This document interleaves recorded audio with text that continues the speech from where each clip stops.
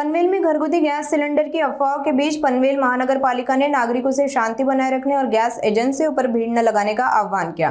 अतिरिक्त आयुक्त गणेश शेट्टी ने स्पष्ट किया कि पनवेल क्षेत्र में गैस का वितरण नियमित रूप से चल रहा है और किसी प्रकार की कमी नहीं है। उन्होंने कहा कि अफवाहों की वजह से कुछ लोग अतिरिक्त सिलेंडर जमा करने की कोशिश कर रहे हैं, लेकिन ऐसा करने की कोई आवश्यकता नहीं। महानगर पालिका प्रशासन ने नागरिकों से अपील की है कि वे अफवाहों पर विश्वास न करें और नियमित गैस वितरण पर भरोसा रखें।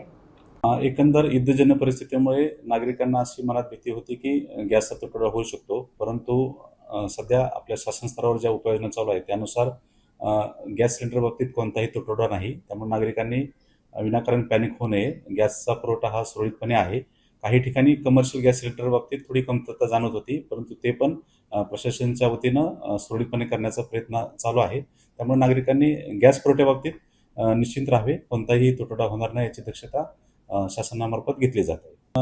म्हणजे शासन स्तरावरून पण ह्या बाबतीत आढावा घेतला जात आहे आणि स्पेसिफिकली आपण जसं बोललं तसं रुग्णालय किंवा काही मोठे रेस्टॉरंट वगैरे जे कमर्शियल सिलेंडरचा वापर होतो अशा ठिकाणी तो पुरवठा व्यवस्थित होईल या दृष्टीनं प्रशासन प्रयत्न करत आहे।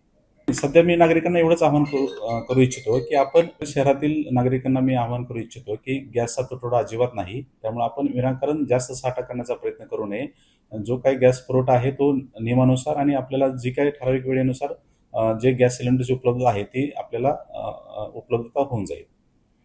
परिस्थितीवर लक्ष ठेवून आहे आणि जिथं जिथं आवश्यकता असेल तिथं पनवेल महापालिकेचे अधिकारी कर्मचारी